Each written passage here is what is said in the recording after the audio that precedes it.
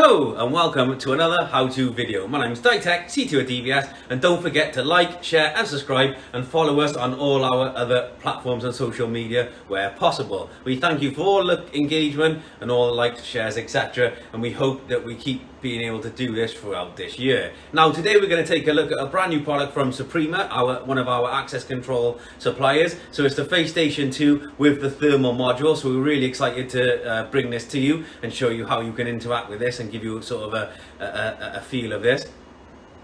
Before we go any further, we hope you're safe, we hope you're well. Whilst we understand it's a very frustrating time, please bear with it and we hope together we can get through this. Now, the Suprema product is a Korean access control manufacturer, so they make access control along with facial recognition products. If you don't know who they are, please go check them out. Go on their website, check their products out, and if you want any more information, please drop one of your DVS sales specialists a line where they'll be happy to engage you further on it.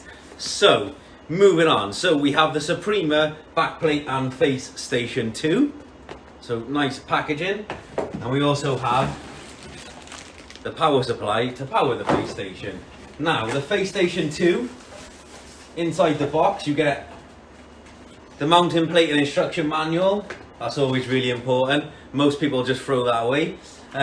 You get the cables, the link cables for the input, outputs, door request, door contact, etc. So those plug-in extension cables. You also get some mounting screws and some plugs.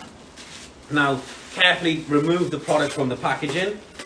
In the FaceStation 2 itself, you will see there is a backplate which you can mount to a wall, and then this mounts onto it and clicks in. So we can remove this protective cover. Now I don't have nails, so this is going to be a little bit more tricky. Nearly did it. Now how satisfying is that?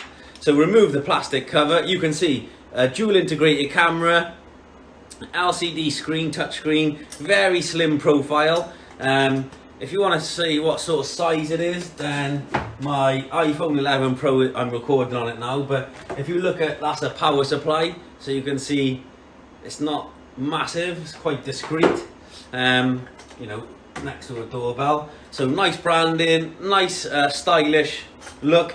Small profile, dual camera. Now it's important that we use the dual camera because the dual camera provides that higher security for the face. You've got that live face detection.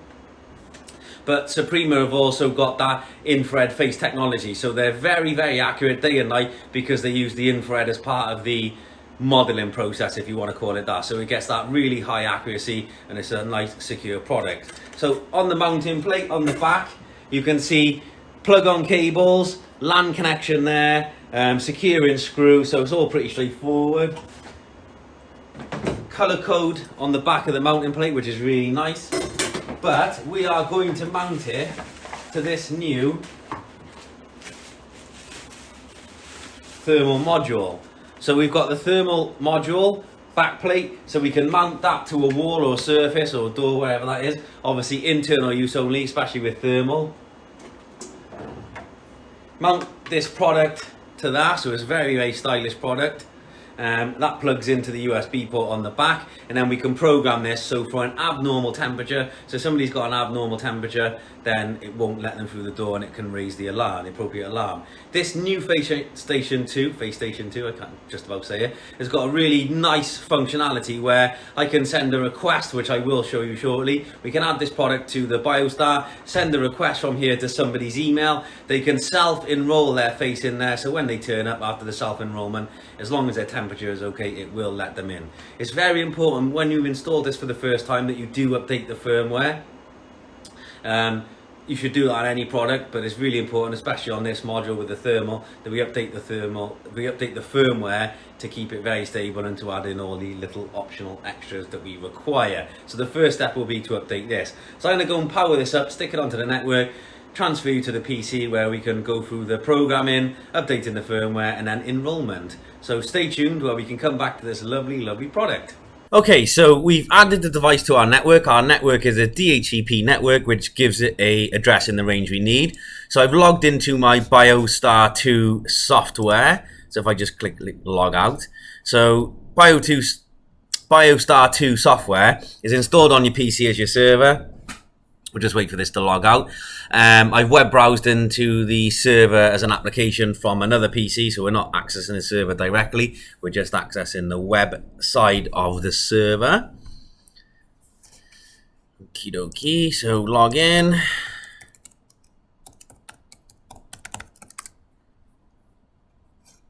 So, first of all, presented with dashboard. Under device, so I do have quite a lot of devices added. A lot of them are offline because we are moving them to a purpose display board. But I'm going to go to search device.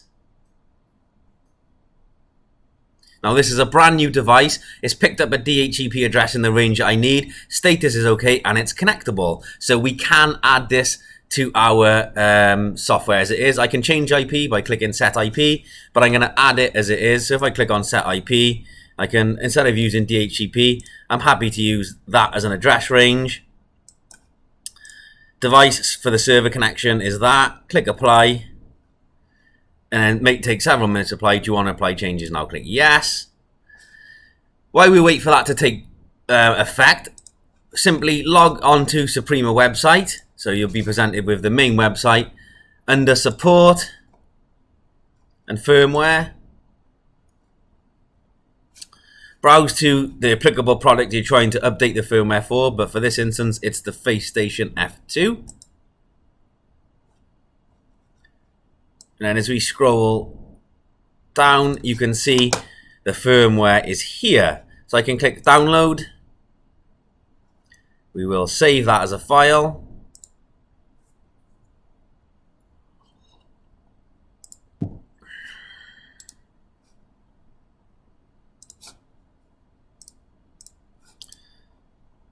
Let's put that as a folder, FaceStation F2. Extract here. Okay, so we're ready to go. So back into my system, click search device.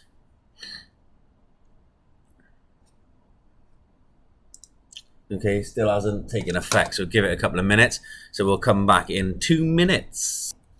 Okay, so we've got the device online like we said. One thing that's very important to note is not only do we need to update the firmware on the FaceStation 2, we also need to download the latest BioStar, and currently it's 2.8.9. So you need to download that, the installation package, either 32-bit or 64-bit there. Download it and update the server to make this work. The new devices need the latest BioStar 2.8.9 or moving forward, the latest one. But it's always important that you do keep your software up to date because it adds lots of functions, features, and patches in. Okay, so we've added the device. We set the IP like we said, so it's rebooted back into the device. And you can see there about, and it's on the latest version. You can see that it's under waiting device, so FaceStation 2, so it's there, it's under waiting device. Now I can either right click and click add device, or I can simply drag and drop it into the DVS HQ. There we go, added, FaceStation 2 now online. So I can, and it's under the DVS HQ group, but I can effectively make another group if I wanted, or however you group them is, entirely down to you. So right click on FaceStation 2. Next we need to do the firmware upgrade. It's currently on version 1, but as you can see in the FaceStation 2 software, the right folder, it's actually version 1.0.2 is the one we need. Now this is the file here. I've unzipped it and it's a bin file, which is the one we need. So we're going to go in and do a firmware upgrade. So I don't know if you saw a previous video I did, but you need to put the actual file, this file here.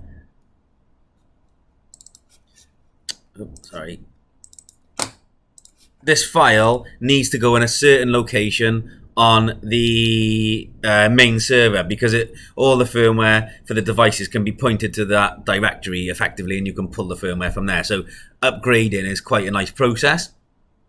So I'm just going to quickly drag and drop that into the appropriate file location. So give me 2 seconds. Okay, so just so you're aware, the actual firmware, so on the actual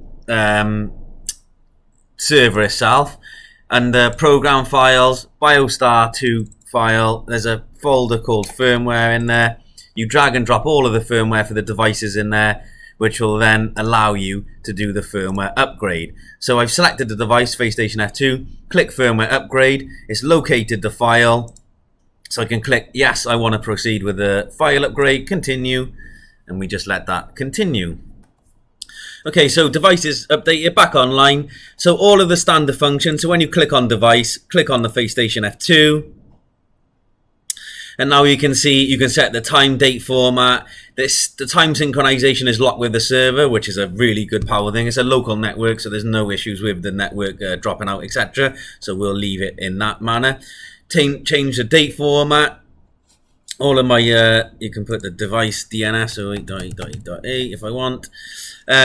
Device address is the server, so it's linked with the server for synchronization. We've got the authentication mode, so it's got face, and you can have face, card, password, etc. So you can choose which the authentication modes are. Full access, server matching, so this is all to do with the security, whether you want the face to be matched with the face on the server. You've got 1 to security level for the face is normal, secure, most secure, so the sensitivity, enrollment time, ambient brightness, normal, high, auto, duplicate check is enabled, motion sensor, medium, off, low, etc. Operation mode, fusion matching mode, fake detection, so the face fake detection is normal, secure, more secure, or most secure. So it depends on the application. It can take a little bit longer and it may fail at some occasions, but it depends on how secure you want that function to be. Secure, I find it's the default and also works very, very well. And then you've got your card types, so CSN, WeGan, smart cards. Your mobile credentials, it supports mobile credentials, which we've already set up, so like the AirFab technology. So that will work. So you can enable these or disable them. And you can obviously set the card type up as according. Under advanced, you've got your administrator, user configurations, time and attendance. So it can be used as a time and attendance device. Again, really, really simple. I'll do a separate video on that, just on time and attendance across the devices on the Suprema. It's a very simple process, really powerful. And again, depending on your users, there's price points, whether it's 100, 1,000, 10,000, etc. Okay, so the display sound, so language is English, but you can change it to one of these, Japanese, custom, etc. Update resource once you're done. Volume of the unit. Backlight timeout, I've set it to 40 seconds, but you can adjust these specific to your application and your customer's needs. Menu timeout, message timeout, use voices enabled. Now the home screen, you can have it as normal, which is like how it comes out of the box. The Suprema back screen's really nice. Graphically, it's a very nice unit anyway. But I've changed it to logo, and I'm going to add a logo. So I'll add, just add one of my funny ones. Then we're going to click update, successful. But you can actually have a slideshow, so you can have slideshow enabled and add more, so it cycles through images. So it could be your company logo, it could be notices saying always make sure you wear a mask, sanitize your hands, etc. So you can put company information on there. So it's a really nice, effective way of doing that. So once you've added your images, click update. You can also have notice, so I can change it to notice and type my own word in and then click update. So it could just be a simple set of instructions. Once you've done that, you've got sounds, so you can choose different sounds, start, verify successful, or verify failed. So you can choose different sounds and then click update. So you can put your own customized, audible tones in there. Trigger actions, so you can put trigger actions, add. And you've got event, input, and event name. So you can choose input and actions, like cause and effect. So it's pretty standard. Image log is disabled, but you can enable that. And then you can like choose what is actually saved within that. Let's turn that off. Input output mode, so you've got WeGand input or output, or input and output. WeGand input format. Choose one of the applicable ones, and you can set the WeGand credentials up as required for your application, and secure tamper on and off. So this background here, once I click apply, that unit will update with that background. So I know it's a bit of a joke one, but it is really powerful, and it lets you put customized things on there that could be really powerful, either for your clients or for your business, even as a way of advertising. So it is a nice little touch.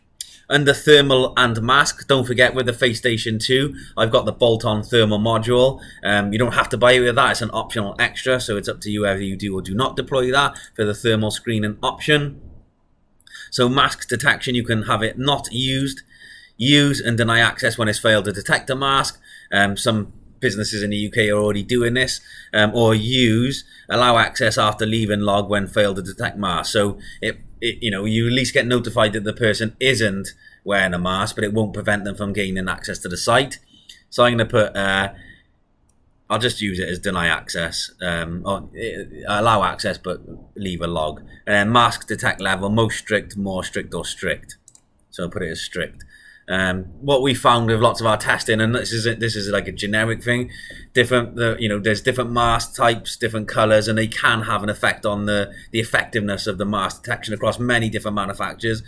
So we do allow you to change this, whether you want to be really, really strict or not. And it's the way people wear it on their nose, high up, low up, colors, shape, etc. So we do allow you to change that.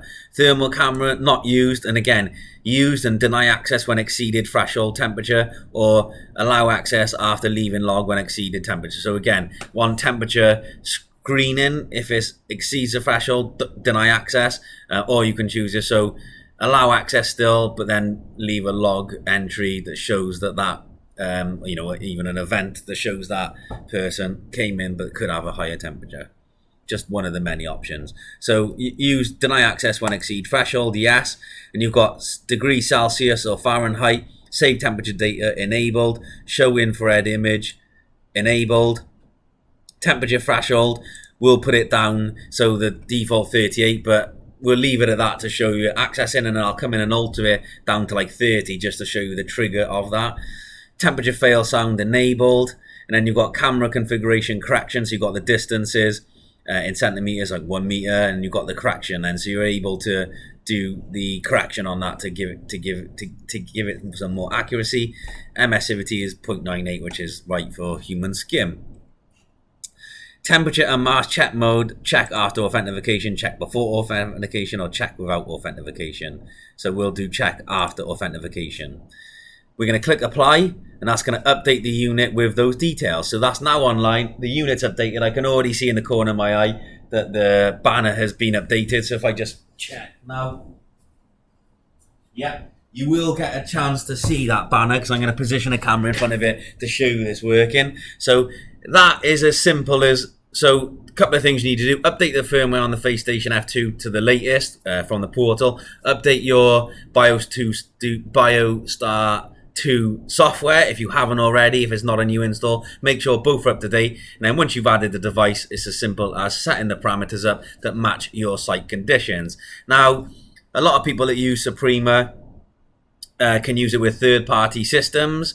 Some use it with our software. This is just our software. If you're using it through a third-party software, one of the many that we have a direct bolt into, then some of these functions you need to check are supported by that VMS manufacturer. Many of them are, but please double check. Past that, it's as simple as going through it and then assigning it access control levels, etc. So it works effectively as an access control system, because whilst we've added the device into a group, if we go into the door there, under the actual doors, I haven't added any of this, so I can click on under here, add a door in, give it a name, and go like a DVS FaceStation with thermal, group all doors, entry device. We're going to find the FaceStation 2, door relay, use that, exit button, door sensor, and you can adjust it then. So you've got the configuration, the door relay, exit button, door sensor, whether it's normally open, normally closed. Enforce anti-passback option for the door relays, default 3 seconds. Lock the door when it's closed on off, use automatic door. Dual authentication, tailgating sensors, alarms, held open, etc. So once we've applied all those settings there, click apply. Pardon me. So under all doors, we've got FaceStation with thermal. I'm going to add it to the access group here, so simply drag and drop. And now we've got that added to our access group DVS 24/7. So effectively, I've been added. Under elevator control, again, we haven't used that specifically in the UK ourselves, but again, speak to us if you need to know a little bit more information, and we can put you in touch with the relevant people. Zones, access control. So under DVS 24/7, we've actually got myself already added. I'm going to add one of my colleagues in, because the good thing with this new update is I can actually add a person and send them a self-enrollment like I talked about at the beginning of the video, and they can actually enroll themselves. So when they turn up the site, present themselves to the unit, and they're done. So again, yeah, we're done on there. So just apply. Monitoring and time and attendance. So access level 24/7, 3 doors. Let's add, make sure the DVS FaceStation is in there. Yep, click apply. Done. Floor level and status. Okay, so I'm going to move you across to the camera now. If I click on monitoring, we should door lock. If I go and present myself to that door, that should have failed now. That should come up in a log, so it's online. Oh, real-time log. Authentication failed. Fine. Right, I'm going to transfer you over now. So we've got a live log. Transfer you back over to the camera so you can see the backdrop, see it working, and then get a better understanding of it. So stay tuned. Okay, so what I've just realized is we need to add the thermal device. So under settings, go to server. Under enrollment device, click add and select the FaceStation 2 with the thermal module in there, which I've already done. Then go to apply. Then go back to user, choose the user record, which is me. Now we need to click on visual face, because this is a new update from the 2.8. We need to select the FaceStation thermal if it's not already selected by default. We need to enroll a face, so click scan. Click add. Scan. Please start the selected device.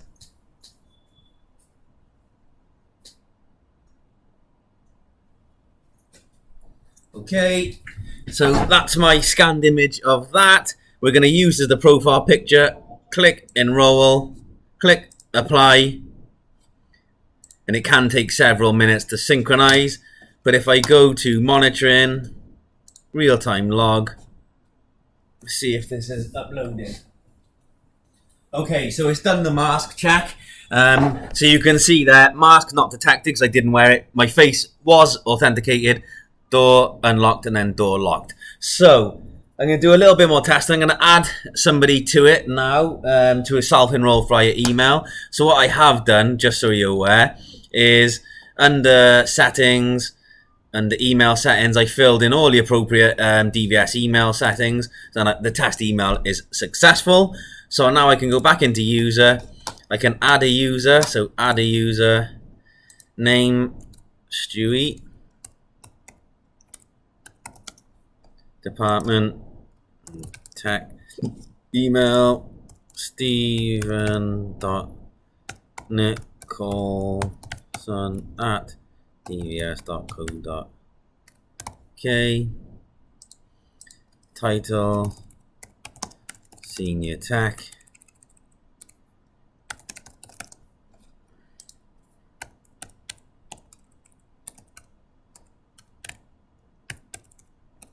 And you all thought I was going to put his mobile in there.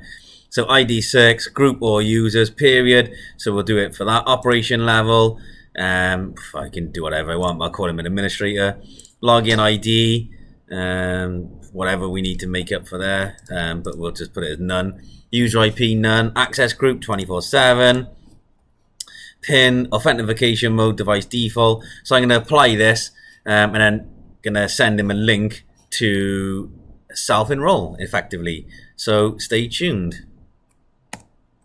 Okay, just a quick update. To do the self-enroll process, once you've added the user in the user list under users, you can select all or just select Stewie, for instance. 3 dots top right hand corner, send visual face mobile enrollment link, click that and then click yes. The email link will be sent to his email that you stored against that user for the next part of this enrollment process, which you'll see now. Okay, so we've done the enrollment process and tested it works. If you just walk in front of that unit, Stewie. So this was obviously the remote collection of the device. And you can see there, mask not detected, but it's detected him, authorized him, the door was unlocked and then locked. So it's a really simple process, especially if you've got visitors. You can put allowed times against them, so it obviously then limits their access to the site, but without having them to enroll on site and not having that resource. Send them the link, self-enroll, and then they can turn up the site, let themselves in, compared to your access levels and schedules that you've already applied. So next I'm going to reposition the camera and we can see it working as a close-up, and you can see how nice this unit is along with the customized app backdrop. So you get the email then to Stewie's email with a link. So it says visual face register. So you click to register it, register.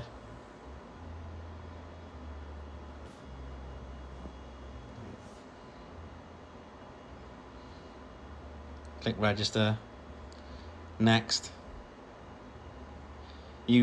Take a picture by the following guidelines. Okay.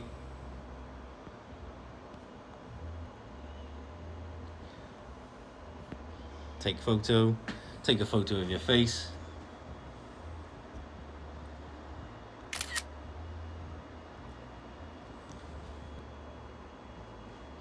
Upload.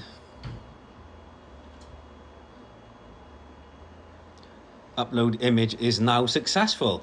Okay, so we've got our device fitted here. You can see that's the customized screensaver effectively that we uploaded. It's got a couple of functions. So you've got time and attendance check in here, so I can check in and check out using the touch screen. So it's now checked me in. I can also do ID check in, and that's the customized backdrop. I've got admin functions up here, so I got all the admin functions. Enroll a face directly from the front. Or if I walk up to the unit now, access granted. So it's checked me, thermal temperature is there, so mask check. I failed the mask check, so it would alarm me on the software. Again, if I wear a mask, access granted.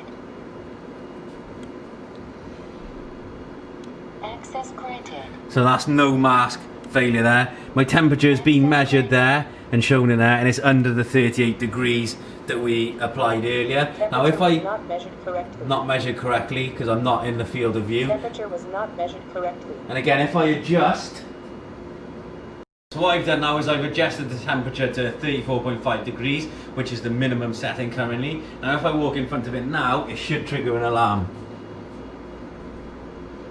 Exceeded threshold temperature. Temperature exceeded, and that's also generated an alarm on my software to show that I'm outside temperature. So the door's not going to unlock if that's the option I've set. Hopefully you get a really good understanding of how cool this device is. Really, really nice, really graphically presented, lovelily made. If you've got any questions, please don't forget to speak to your DVS sales rep today. We hope you enjoyed the video. And stay safe, stay tuned, stay subscribed, and we'll see you next week for some more how-to content. See you later.